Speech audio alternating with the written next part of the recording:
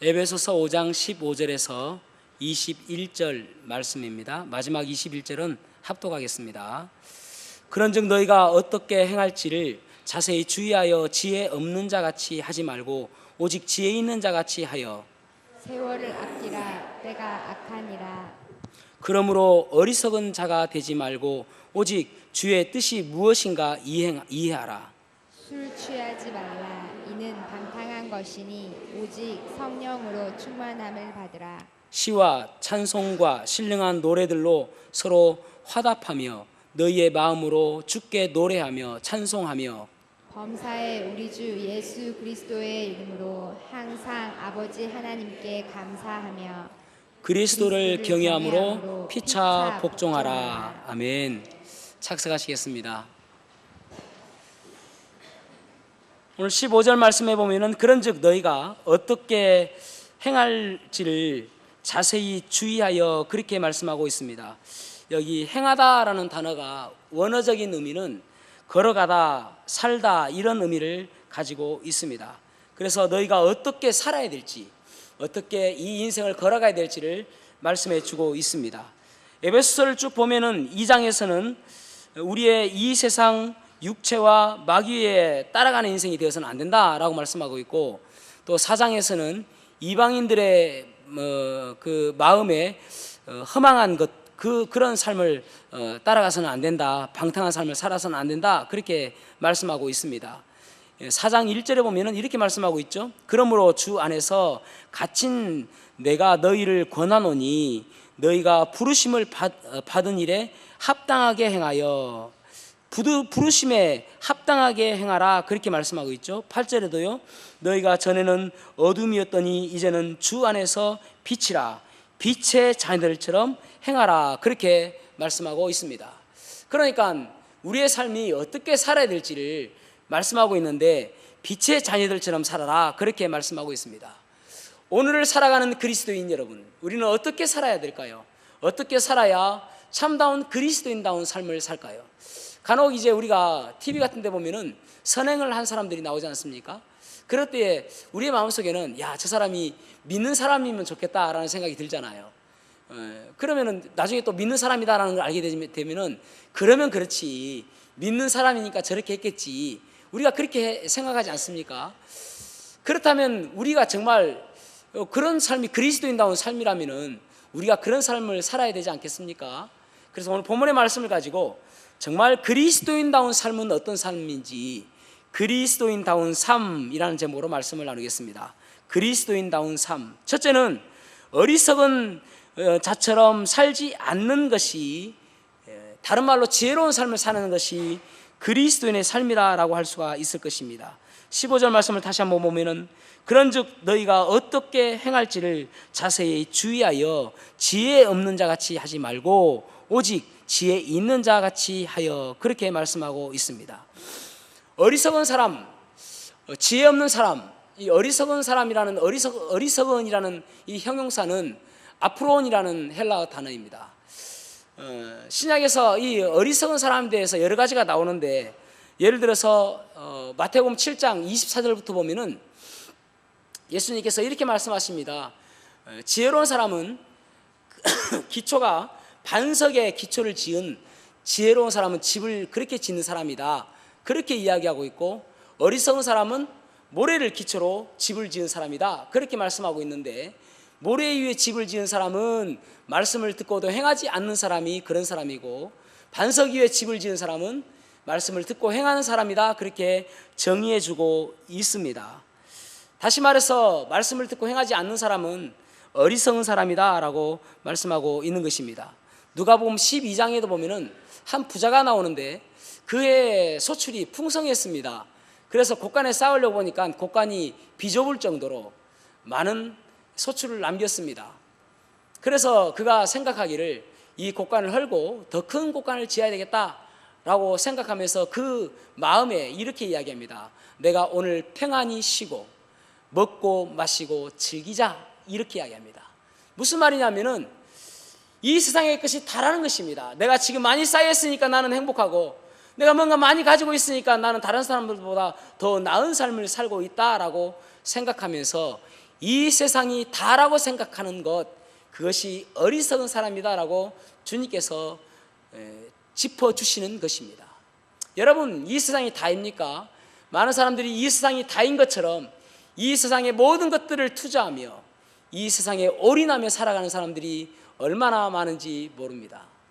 그러나 여러분, 이 세상이 다인 것처럼 생각했다가는 어느 순간인가 주님 만났을 때에 낭패의 때가 올 수 있음을 기억하시기를 바랍니다. 산골짜기에 한 아가씨가 있었는데요. 이 아가씨가 돈을 좀 벌어야 되겠다 해서 도시로 내려왔습니다. 그래 한 집에 이제 가정부로 취직을 하게 되었는데, 그 집에 가보니까 하필이면 그날이 그러니까 그날 그 집의 남편분 그 가장의 생일인 거예요. 그래서 잔치가 벌어진 것입니다. 그래서 음식을 이렇게 딱 해가지고 보냈는데, 내놓았는데 하필이면 이분이 또 목이 자주 말라요. 그래서 영심아 찬물 좀 가져와라, 냉수를 가져와라 하는 거예요. 그래서 냉수를 갖다 줬는데 또 좀 있다가 냉수를 좀 가져와라 또 그러는 거예요. 또 냉수를 갖다 줬어요. 몇 번이나 그러다가 또 영심아 냉수를 가져와라 했는데 기척이 없는 거예요. 왜 이렇게 안 가져오지 해서 그 주인이 가보니까 주방에 있을 이 아이가 화장실 앞에 서 있는 거예요. 그러면서 주인에게 하는 이야기가, 지금 저 우물에 누가 앉아 있습니다.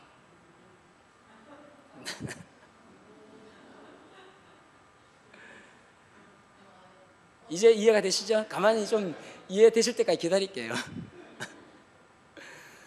물만 있으면은 그것이 우물인 줄 알고 그거 퍼다가 줬는데 그게 변기인 줄 모른 거예요. 눈에 보이는 대로 생각했던 것이죠. 그런데 여러분, 성경에서 가장 어리석은 사람이 어떤 사람인지 아십니까? 시편 14편 1절에 보면은 이렇게 말씀하고 있습니다. 어리석은 자는 그의 마음에 이르기를 하나님이 없다 하는도다, 그렇게 말씀하고 있습니다. 가장 어리석은 사람은 하나님이 없다고 생각하는 사람이 어리석다라고 말씀하고 있습니다. 이 하나님이라는 단어가 히브리어로 엘로힘이라는 단어를 사용했습니다. 이 엘로힘이라는 단어는 창세기 1장 1절에 태초에 하나님이 천지를 창조하시니라 라고 말씀하고 있는데, 태초에 하나님이라는 이 하나님을 엘로힘이라는 단어를 썼습니다. 하나님을 쓸 때에 여러 가지가 있는데, 이 엘로힘이라는 이 단어는 전능하신 하나님, 무에서 유를 창조하시는 하나님, 그 하나님을 엘로힘의 하나님이라고 이야기했습니다.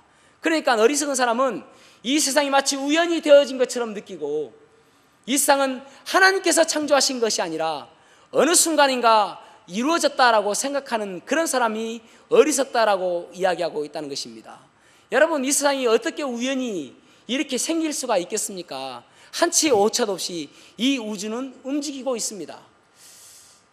해와 지구의 거리가 1cm만 짧아도 지구는 불타버리고요, 1cm만 멀어도 안 됩니다. 달과 지구의 거리가 조금만 가까워도 안 되고요, 조금만 멀어도 밀물과 썰물의 차이가 있습니다. 지구의 기울기가 23도 기울어져 있는데 이 기울기가 없으면 사계절이 없습니다. 그러니까 이 모든 것들이, 지구의 자전 속도가 시속 1600km라고 그러지 않습니까? 이 모든 것들이 정확하게 되어 있지 아니하면은 우리가 이 세상에서 살 수 없는 존재가 되어진다는 것이죠. 이것이 어떻게 우연히 이루어질 수가 있냐는 것입니다. 사람도 보십시오. 우리의 눈썹, 우리의 입술, 우리의 머리, 이런 모든 것들이 우연히 이렇게 정확한 곳에 있을 수가 있겠습니까? 눈썹이 없으면 빗물이 흐를 때에 눈으로 들어가고요, 땀이 흐를 때도 눈으로 들어가고요. 얼마나 불편함이 있습니까? 정확하게 눈 위에 자리함으로 인해서 정확하게 오차 없이 있음으로 인해서 우리가 이렇게 편하게 살아가고 있잖아요. 여러분, 하나님이 없는 이 모든 것들이 어떻게 우연히 있을 수 있을까요? 그런데 어리석은 사람은 이 모든 것들이 우연히 되어졌다라고 생각한다는 것이죠.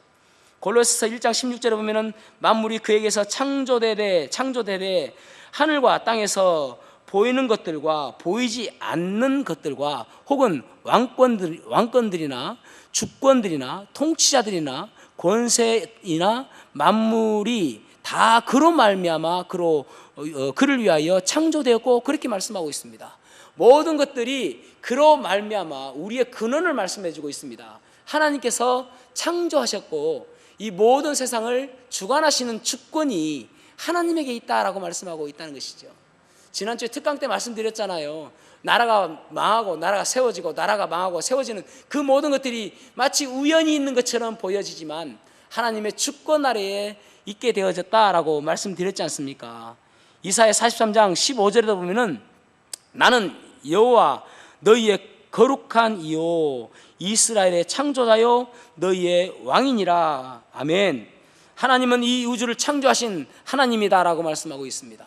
그러면서 전도서 12장 1절에 보면은 너는 청년의 때에 너의 창조주를 기억하라. 곧 공고한 날이 이르기 전에 나는 아무 낙이 없다고 할 해들이 가깝기 전에, 아무 낙이 없다고 각각 그 생각할 그때에 창조주를 기억하라, 그렇게 말씀하고 있습니다. 왜 그렇습니까? 창조주를 기억하지 아니하면은 마치 우연히 우리가 이 세상에 존재하면서 나는 왜 이 세상에 존재하는지 이유를 모르기 때문에 허무하고 인생의 목표가 없는 그런 삶을 살 수밖에 없다는 것입니다. 그런데 우리가 이 세상에 있는 그 이유는 하나님께서 반드시 목적이 있기 때문에 우리가 존재하고 또 나를 통해서 무슨 일을 이루실 것인지 그 기대감이 우리가 있기 때문에 우리가 창조주 하나님을 바라보면 힘을 얻는다라고 말씀하고 있는 것입니다. 두 가지를 이야기하고 있죠. 청년의 때는 어떤 때입니까? 내 마음대로 내 힘대로 살 수 있을 그때에 창조주 하나님, 전능하신 하나님, 모든 것들을 무에서 유로 바꾸실 그 하나님을 기억하라, 그렇게 말씀하고 있고, 또 하나는 공고한 날에 이르기 전에 나는 아무 낙이 없다고 할 그 해, 그 나이가 들 때에, 그 나이가 가깝기 전에 그때에 그 창조주 하나님을 기억하라라고 말씀하고 있는 것입니다. 하나님은 전능하신 하나님, 엘로힘의 하나님이시기에 때로는 힘들고 어렵다 할지라도 그 가운데서 하나님을 바라보고 그 하나님을 시선을 하나님께 바라봐라, 그렇게 말씀하고 있는 거잖아요. 욥을 보십시오. 욥은 얼마나 고난을 많이 당했습니까? 고난의 대명사로 이야기하는 욥은 고난이 당할 때에 그 창조주 하나님을 바라보고 있었기 때문에 그 가운데서 실망하지 아니하고 욥기 23장 10절에 그렇게 말씀하고 있잖아요. 나의 길 오직 그가 아시나니 나를 단련하신 후에 내가 순금같이 나오리라. 나를 단련하신 후에는 내가 순금같이 나오리라, 그렇게 말씀하고 있지 않습니까? 그 창조주 하나님 바라보니까 고난 가운데서도 혼란이 없더라는 것입니다. 여러분, 누가 혼란이 없는 인생이 있겠습니까? 누구나도 혼란이 있죠.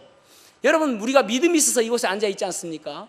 저도 믿음이 있어서 신학교 갔고요, 저도 믿음이 있어서 목사가 되었고요, 저도 믿음이 있어서 지금 이렇게 주의 사역을 감당하고 있습니다. 그럼에도 불구하고 때로는 힘들 때도 있어요. 때로는 밤잠을 설칠 때도 있습니다. 고민 가운데 있단 말이죠. 때로는 생각할 때에 너무나도 가슴 아픈 일을 만날 때도 있습니다. 어떤 경우에는 우리 성도들 가운데 참 어려움을 당하고 있다는 그러한 소식을 들으면 밤잠을 설칠 때가 있어요. 어떻게 하면 그 사람이 일어설 수 있을까? 어떻게 하면 그 문제가 해결될 수 있을까? 눈물을 흘릴 때가 있습니다. 어떤 경우는 어떤 사람이 시험 들었다고 이야기하면 너무나도 안타까울 때가 있어요. 그래서 참 잠 못 이루며 그렇게 고민할 때가 있어요. 그럼에도 불구하고 창조주 하나님 바라보면 힘이 생기고 힘이 납니다. 하나님 그 가운데서 어떻게 나를 단련하시고 어떻게 그 사람을 단련시켜 주셔서 좋은 것으로 바꿔주실지 기대하는 마음이 생기기 때문에 다시 힘을 얻는 것이죠. 없다는 게 아니에요. 고난 가운데 있다 할지라도 일어설 수 있는 힘이 생기는 것이죠.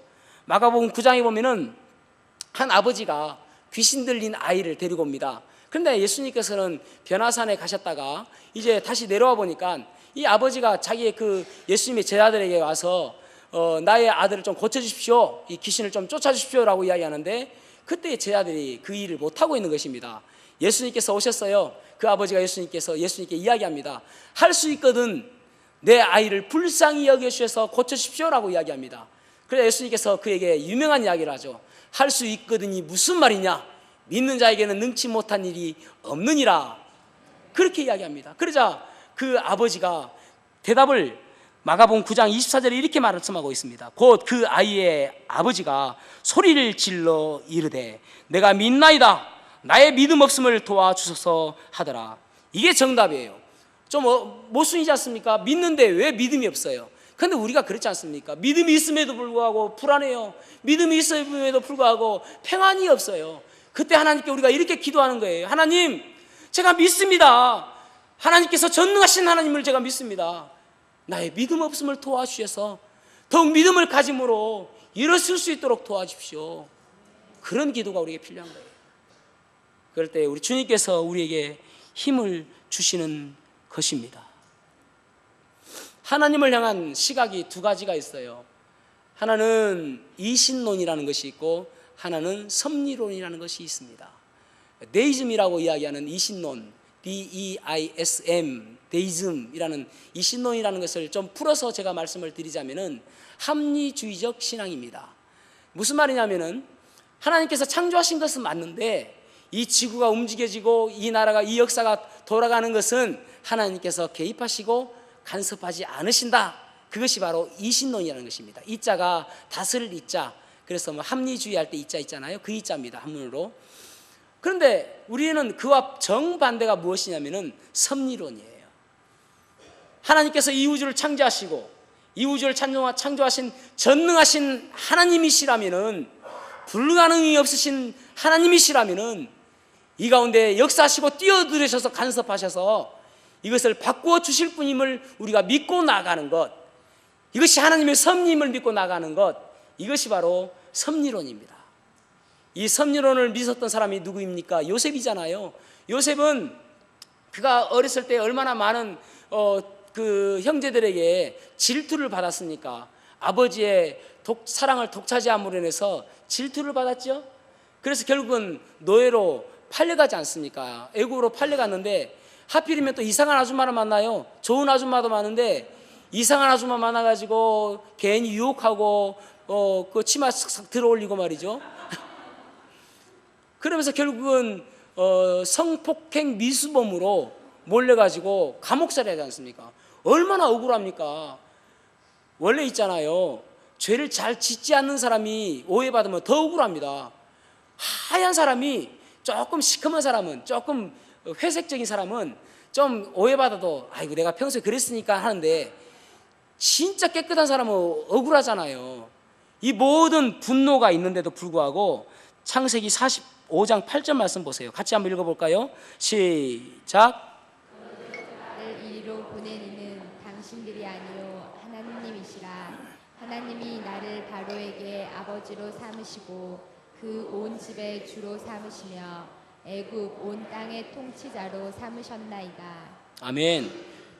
나를 보내신 이는 당신이 아니라 당신들이 아니라 하나님입니다 라고 고백합니다. 그러면서 더 유명한 말이 창세기 50장 20절요. 당신들은 나를 헤아려 하였으나 하나님은 그것을 선으로 바꾸사 오늘과 같이 많은 백성의 생명을 구원하기에 하시려고 하셨나니 그렇게 말씀하고 있습니다. 당신들은 나를 헤아려 하였으나 여러분 인생은 두 종류 사람입니다. 많은 사람들이 나를 헤아려고 하고 나를 억울하게 만들게 하고 나에게 해코지 하려고 하고 나를 잘못되게 하려고 하는 사람만 가득 찼다라고 하는 분노로 원망하며 사는 사람이 있는가 하면 이 분노와 억울함을 그 사다리를 넘어서 그 가운데서 하나님의 선하게 구원하시려고 하는 하나님의 뜻이 있는 섭리로 바라보는 시각 두 가지가 있는 것이죠. 여러분은 어떤 것을 택하시겠습니까? 분노만 하며 원망하며 살아가는 그러한 삶을 사시겠습니까? 이 분노와 그 원망의 사다리를 넘어서 하나님의 역사심, 하나님의 섭리를 바라보는 시각으로 살아가시겠습니까? 이 차이는 무엇이냐면은 전능하신 엘로힘의 하나님, 그 창조주 하나님을 바라보는 시각을 가지고 살아가는 거예요. 그러면은 이 섭리를 가지고 하나님의 섭리를 믿으며 살아가는 시각이 될 수가 있는 것이죠. 그러면 어떻게 우리가 이 세상에 살아가면서 좀 더 지혜롭게 살 것인지 구체적으로 에베소서 5장 16절 말씀하고 있습니다. 자, 5장 16절 같이 읽어보겠습니다. 시작. 세월을 아끼라 때가 악하니라. 세월을 아끼라, 엑사코라조 카이론이라는 헬라어로 써져 있습니다. 이 엑사코라조라는 단어는 무슨 말이냐면은 구출하다, 구원하다 그런 말입니다. 그러니까 카이론이라는 말은 카이로스라는 원형에서 나왔는데, 이 카이로스라는 말은 무슨 말이냐면 시간이라는 뜻입니다. 시간을 구출해내라, 시간을 구원해내라 그런 말입니다. 그러니까 시간이 그저 흘러가지 않도록 그 시간을 구출해내라. 그래서 헬라어로 시간은 참 헬라어가 있잖아요. 왜 신약 성경을 우리 주님께서 헬라어로 쓰시냐면은 세상에서 가장 정확한 단어가 헬라어입니다. 가장 아름다운 단어가 어딜까요? 한글이라고 생각하시는 것은 우리 민족주의적인 마음인데 히브리어입니다. 아주 아름답다라고 이야기를 합니다. 한국은 아주 두리뭉실합니다. 거식이 있자녀 하면 다 알아듣잖아요. 두리뭉실한 거예요. 그러니까 한국어 진짜 배우기 어려워요. 두리뭉실하기 때문에. 헬라어는 정확하는데 시간이라는 것도 두 가지가 있어요. 하나는 크로노스라는 단어와 카이로스라는 단어입니다. 크로노스라는 단어는 그저 흘러가는 시간. 그래서 몇 년, 뭐 2019년, 또 뭐 2020년 이렇게 흘러가는 시간, 이것을 크로노스라고 이야기합니다. 이 크로노스라는 단어에서 크로놀로지라는 단어가 뭐냐면 연대기라는 뜻이거든요. 그러니까 그런 연대, 그런 것을 크로노스라고 이야기합니다. 그것도 시간이에요. 그런데 카이로스라는 단어는 무엇을 이야기하냐면은 의미 있는 시간. 그러니까 좀 더 쉽게 기절하실 것 같아서 좀 더 쉽게 제가 설명을 하자면은, 비가 와가지고요, 홍수가 났습니다. 그래서 강물이 불어가지고 물이 흘러내려가요. 근데 그 물이 흘러내려가는 것은 크로노스예요. 시간은 지나가고 있으니까요. 근데 그 가운데서 소가 떠내려가고 뒤아지가 떠내려가고 또 금은보석이 떠내려갈 때에 잡아 건져요. 그것이 카이로스라는 단어입니다. 그러니까 우리가 수도 없이 많은 시간을 흘러가고 있는데 그 시간 가운데서 그것을 낭비하지 않냐고, 허비하지 않냐고 1분 1초를 아깝게 생각하면서 그 시간을 의미 있게 쓰는 것. 그래서 지나고 나서 내가 어제 몇 시에 정말 의미 있게 시간을 보냈다. 그것이 카이로스라는 단어예요. 그런데 주님께서 말씀하시는 것은 세월을 아끼라 때가 악하니라고 하는 세월을 아끼라는 그 말은 모든 시간을 카이로스로 바꾸라 라는 말입니다. 그저 시간을 흘러가도록 버려두지 말고 그 모든 시간을 의미 있게 시간을 만들어라 그런 말입니다. 그러니까 바쁘게 살아가면서 그저 허비하는 인생이 되지 말아라 그런 말이죠. 어떻게 그럴 수 있습니까? 창조주 하나님 생각하면서요, 하나님 바라보면서 하나님께서 나에게 허락하신 이 삶을 낭비하지 않는 인생이 돼야 되겠다. 그런 사람으로 살게 되지면은 그 크로노스라는 시간이 카이로스라는 시간으로 바뀌어지게 되는 것입니다. 어느 초등학교 국어 시험 문제에 이런 문제가 나왔습니다. 보세요. 결심한 마음이 사흘을 가지 못하고 곧 느슨하게 되는 것, 풀어지는 것, 이것이 무엇인가? 작심삼일이죠. 그런데 어떤 아이가 답을 적었는데 작은 삼촌. 그 아이의 작은 삼촌은 결심만 했다면 3일만 지나면 그냥 넘어가는 거예요. 여러분, 작은 삼촌 되지 마시기 바랍니다. 날마다 우리에게 오는 이 시간에 대해서 창조주 하나님 바라보면서 아껴 쓰고 아껴 써서 의미 있는 시간으로 보내야 됩니다. 그래야 나중에 내가 지혜롭게 살았구나 라는 생각이 들게 되는 것이죠. 아프니까 청춘이다라고 쓴 김난도 교수님 계시죠. 서울대 교수님인데 그분이 그런 그 책을 썼어요. 그 책에 보면은 이런 내용들이 나옵니다. 인터넷 서핑하기보다는 신문을 보고 또 게임하기보다는 독서를 해라. 그런 내용들. 또 걷기 운동을 열심히 하고, 그러니까 그냥 시간을 한마디로 여러 가지 적어놨는데 한마디로 요약을 한다면 무슨 말이냐면은 시간을 그저 흘러보내지 말아라. 모든 시간을 의미 있게 써라라는 것입니다. 저는 개인적으로 여러분, 우리가 시간을 아껴 쓰기를 축복합니다. 저는 보통 시간 약속할 때에 30분 단위로 약속하지 않고 보통 10분 단위로 약속을 합니다. 예를 들어서 10시 40분에 만나자, 10시 50분에 만나자. 되도록이면 짧게 하는 것이 더 정확함이 좋습니다. 5분 단위로 해도 좋고요. 그래야 짜투리 시간이 없어지죠. 30분 단위로 하면은 저 옛날에 저희 아버지 보니까 저희 어머니하고 약속을 하는데 그 오전에 자갈치 시장에서 만나자고. 그래서 진짜 신기하더라고요. 그런데 가서 또 만나요. 비슷하게 가가지고 진짜 신기해요. 근데 예전에 분들은 다 그렇게 사셨어요. 나중에 밥 먹고 만나자고. 밥 먹고 언제? 요즘에 젊은이들 보면은 참 시간이 너무나도 쉽게 내보내버리는 그러한 것을 많이 보게 되어집니다. 시간을 아주 가치 있게 의미 있게 쓰시기를 바랍니다. 어떻게 해요? 창조주 하나님 바라보고 전능하신 하나님 바라보고 그 하나님 의식하면서 하루하루 시간을 쪼개서 의미 있는 시간을 쓰시기를 바랍니다. 두 번째로는 우리가 그리스도인다운 삶을 살려면은 성령의 다스림을 받는 삶을 살아야 됨을 말씀하고 있습니다. 자, 18절 말씀을 같이 읽어보겠습니다. 시작. 술 취하지 말라. 이는 방탕한 것이니 오직 성령으로 충만함을 받으라. 아멘. 여기서 중요한 것은 술 취하지 말라가 중요한 게 아니에요. 어떤 사람은 민감하게 생각가지고 또 저 말 하네 하는데 여러분들이 기다리는 말입니다. 술 취하지 말라가 중요한 말이 아니에요. 성령 충만함을 받으라가 중요한 거예요. 다시 말해서 술 취함과 성령 충만함은 비슷한 부분이 있기 때문에 그렇게 하는 것이거든요. 무엇이 비슷한가? 다른 것에 지배를 받는다는 것입니다. 술에 취하면은 술의 지배를 받게 되어지고 성령 충만함을 받게 되지면은 성령의 지배를 받게 되어진다라는 말입니다.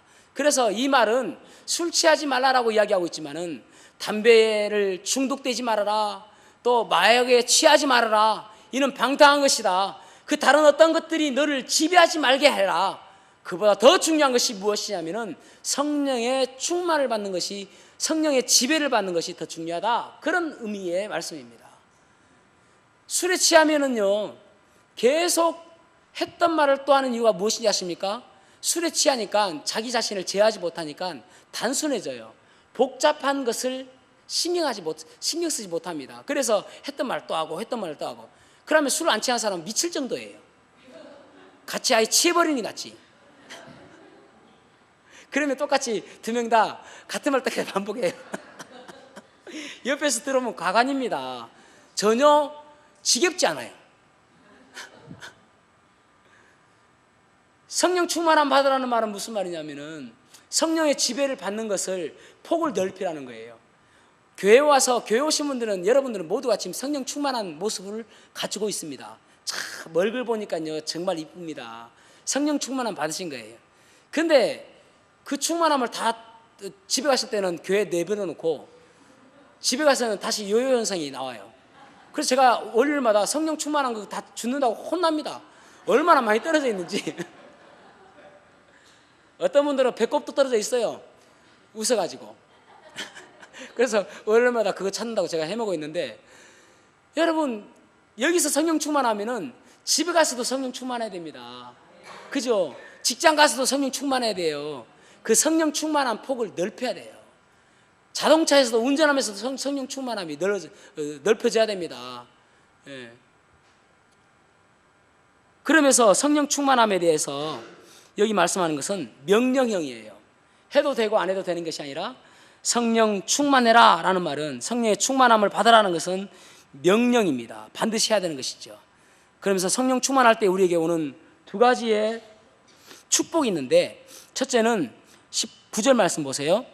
19절 같이 읽어보겠습니다. 시작. 시와 찬송과 신령한 노래들로 서로 화답하며 너희의 마음으로 주께 노래하며 찬송하며. 아멘. 서로 격려하는 삶을 살게 된다는 것이죠.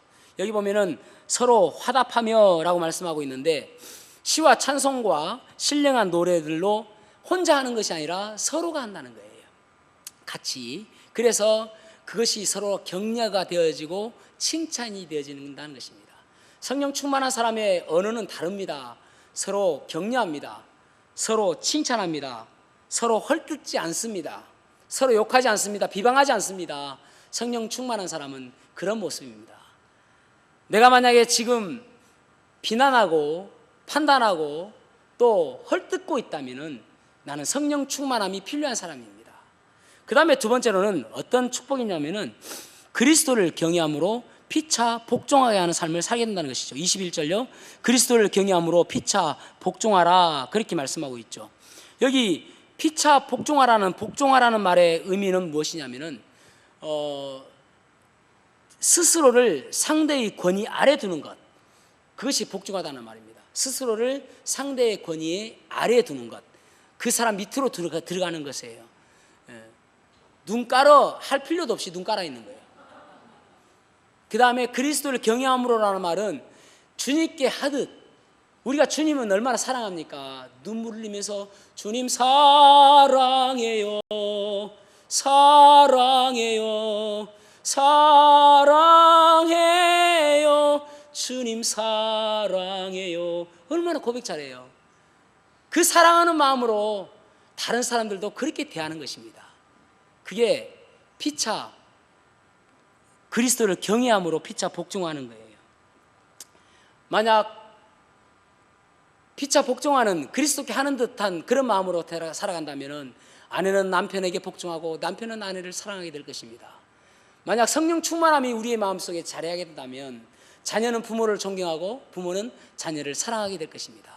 만약 성령 충만함이 자리하게 된다면 직장에서 직원들은 상사를 존경하게 되어지고 상사는 직원들을 사랑하게 될 것입니다. 이게 성령 충만한 사람의 특징입니다. 어떤 그 부부가 있었는데 그 남편이 아내를 학대하기도 하고 술만 먹으면 때리고 욕설하고 또 발길질하고 아주 괴롭히는 것입니다. 그래서 아내가 믿음이 좋았는데 하나님, 제가 제 남편을 미워하지 않도록 도와주십시오, 그렇게 기도하면서 남편이 자기에게 잘못할 때마다 나무 판자를 가져와서 거기에 못을 박았습니다. 하나님, 제가 남편 미워하지 않도록 도와주십시오. 그래서 못을 하나 받고, 그 다음날 또 술 먹고 와서 또 그런 X 지랄을 하면은 또 나무판에 못을 박았습니다. 어느 날 남편이 보니까 무슨 나무판에 못이 많이 박혀 있는 거예요. 그래서 남편이 물어봤습니다. 아니 이게 뭐냐 하니까 이 아내가 하는 이야기가, 사실은 당신이 나를 대할 때에 좀 심하게 대할 때마다 내가 당신을 위해서 기도하고 남편을 미워하지 않도록 도와주십시오 기도하고 여기에 못을 박았습니다 라고 이야기하니까 남편이 너무너무 미안한 거예요. 그래서 부둥켜 안고 울면서 잘못했다고 내가 다시는 그러지 않겠다라고 했습니다. 그런데 여기 두 집안이 있는데 한 집안은 어떤 집안이, 여기까지 똑같아요. 한 집안은 아내가 이제 다 빼어졌잖아요. 그래서 남편을 불렀어요. 여보, 이제 이 못이 다 빠졌으니까 당신 이제 나한테 정말 잘했어요, 고마워요 라고 이야기하니까 남편이 그것을 보면서, 아니 여보 정말 미안해, 그 못이 다 빠졌다더라도 아직도 못자국이 그대로 남아있잖아. 내가 이 못자국 없어질 때까지 당신 사랑할게. 여기 남편분들 계시죠? 못자국 없어질 때까지는 죽을 때까지 사랑하겠다는 말입니다. 여러분 오늘 집에 가셔가지고 아내분에게 그렇게 이야기하세요. 못 갖고 와. 못자국 없어질 때까지 내가 당신 사랑할게. 그렇게 하는 집안이 있는가 하면, 한 집안은 남편이 아내에게 이야기합니다. 여보, 이 판자 봐봐. 내가 이때까지 당신한테 잘했으니까 못이 다 빠졌네? 괜찮지? 아내가 이야기하기를, 인간아, 못자국 있잖아. 그 집안하고 앞 집안하고 뭐가 달라요? 다르죠? 예. 앞 집안처럼 됐으면 좋겠습니다. 그죠? 근데 제가 이야기하고 싶은 것은 이 집안 이야기가 아니라 그 못자국요, 못자국 난다니까요. 우리는 가끔 나는 바른 말을 하고 때로는 옳은 이야기를 하는데 또 뒤끝은 없어. 그런데 그 다른 사람 받는 그 사람은 상처가 되어지고 못자국이 남다니까요. 얼마나 안타까워요. 그 김자매의 그 말 한마디 때문에 어떤 한 자매는 상처가 돼가지고 눈물을 흘리는 사람이 있고요. 그 박자매 그 자매의 말 때문에 상처가 되는 사람이 있고요. 그 이자매 말 때문에 상처가 되는 사람이 있고요. 그 정자매 말 때문에 상처가 되는 사람이 있고요. 그 장자매 말 때문에 상처가 되는 사람이 있고요. 그 황자매 말 때문에 상처가 되는 사람이 있고요. 그 배자매 말 때문에 상처가 되는 사람이 있고요. 제가 성 다 해보려고요. 그래서 혹시 걸리는 사람이 있을까 싶어서. 혹시 난가? 예, 그럴 수 있어요, 여러분. 그럴 수 있으니까 혹시 난가 싶으면은 아, 내가 조심해야 되겠구나. 내 말 때문에 누군가가 상처가 되어진다면은 나는 남지 않는데 그 상처가 못 자오기 위해서 남는구나. 그거 생각하셔야 돼요, 여러분. 교회가 어떤 곳입니까?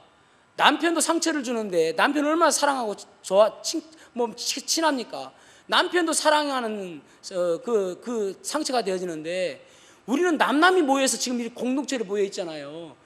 조그마한 말에도 정말 상처가 될 수도 있고요. 조그마한 이야기 때문에 마음에 시험이 들 수가 있는 거예요. 그래서 여러분,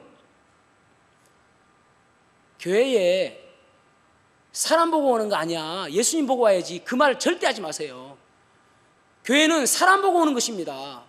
그 말 하지 마시고 나보고 와. 그 사람에게 상처받다 할지라도 나보고 제발 교회에 와. 그런 모든 분들이 되시길 축복합니다. 그런 정도 돼야 되죠. 나는 그렇지 않잖아. 나보고 와라. 여러분, 초신자가 어떻게 예수님 보고 옵니까? 초신자는요, 예수님 보이지 않습니다. 사람이 눈에 보이죠. 그 사람 바라보고, 야, 저 사람 보니까 내가 교회에 다녀야 되겠구나. 제가 최근에 이런 이야기를 들었습니다. 얼마 전에 구원받으신 분인데 그 사람이 너무나도 삶이 달라지고 얼굴 표정이 달라져가지고 그 사람, 다른 사람이 저 사람 왜 이렇게 달라졌어? 해서 알고 보니까 예수님 믿었다는 거예요. 예수님 믿었다는 거. 그래서 교회 왔다는 것입니다. 그런 모습이 돼야 되는 거 아닙니까, 여러분? 그렇게 될 수 있도록 노력해야 돼요. 성령 충만하면요, 갈라디아서 2장 22절에 사랑과 희락과 화평과 오래 참음과 충성과 자비와 양성과 충성과 절제, 이런 열매들이 우리에게 맺혀진다라고 말씀하고 있잖아요. 열리지 마라 해도 열려요. 왜냐하면 성령의 열매니까. 그러면은 자연스럽게 우리의 입술에서는 온유한 말이 나오게 되지고 격려의 말이 나오게 되지고 사랑의 말이 나오시게 되는 것이죠. 저는 우리 교회가 그런 교회가 되었으면 좋겠습니다. 그래서 우리가 날마다 기도해야 될 것이 무엇이냐면은, 하나님, 내 입술에서 내 말이 나오지 않게 하시고 성령 충만함으로 해서 나는 죽고 오직 성령님의 음성만 나올 수 있도록 도와주십시오. 그렇게 기도하셔야 돼요. 그래야 우리 교회가 소문나는 교회 됩니다. 다른 지역이에요. 그것이 성령님의 능력 아닙니까? 성령님의 능력은 대단하거든요. 오직 성령이 너에게 임하시면 너희가 권능을 받고, 이 권능이 디나미스라는 헬라어 단어인데 다이나마이트라는 단어 아닙니까? 폭발적인 능력이 우리에게 온다는 거예요. 이민교라는 분이 계셨는데요, 이분이 불교 집안에서 태어났어요. 그래서 이제 원광대학을 갔는데, 원광대가 불교 대학이잖아요, 그죠? 그 원광대학 가서 학생회장에 출마할 때에 공약이 무엇이냐면은 우리 학교에 기독교 동아리를 내가 없애겠다, 그렇게 공약을 할 정도의 불순분자입니다. 불교 불순분자. 그래가지고 이분이 이제 원광대학을 졸업하고 승려가 되었어요. 그래가지고 승려가 되었는데 이 사람이 어떻게 생각하냐면은, 야, 내가 승려가 되었는데 적어도 다른 나라에 가지는 못하더라도 우리나라에 좀 그 불교가 척박한 곳, 기독교인들이 많은 곳 가서 내가 선교사로서 그곳에 가서 선교 역할을 해야 되겠다. 그렇게 해가지고 어디를 가냐면은 소록도로 갑니다. 소록도에 기독교인들이 상당히 많습니다. 소록도에 가가지고 사람들에게 전도하는 거예요. 부처 믿고 다음 세상에 좋은 세상에 태어나세요 하면서 똑똑똑똑똑 하면서 가는 거예요. 그러면은 그 사람들 뭐라고 하는 거예요? 아이고, 이게 우리 스님 불쌍해서 어떻게 해? 예수 믿고 천국 가세요 하는 거예요. 그 말 듣는 모든 사람들이. 그런데 이분이 충격을 받은 게 어디냐면은, 거기 화장터가 있는데 그 화장터에 가서 딱 보니까 이 사람들이 대부분 다른 종교들은 이 장례식은 슬픈 일이잖아요. 이별이고 끝이니까. 근데 기독교인들은 이제 시작이잖아요. 천국에 입성하는 것이니까. 그러니까 장례식이 너무나도 즐거운 잔치들하는 거예요. 찬송하고 뭐 며칠 후 요단강 건너가 만나리 막 즐겁게 막 찬송하면서 장례식을 하는 거예요. 이게 충격이었어요, 이분이. 그리고 나서 어느 날 법당에서 이제 똑똑똑똑 되면서 마하바냐 막 하는데, 마하바냐 이라는데 똑똑똑똑 며칠 후 요단강 건너가면, 에이? 뭐야 이게? 내가 멸치볶음도 좋아하는 것도 아닌데 왜 자꾸 며칠 후 나오지? 그런 생각이 드는 거예요. 그래 가만히 생각해 보니까 이것은 그 그리스도인들의 얼굴이 생각나는 거예요.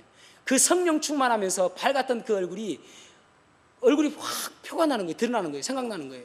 그래서 그 자리에 무릎 꿇고 예수님 믿게 되집니다.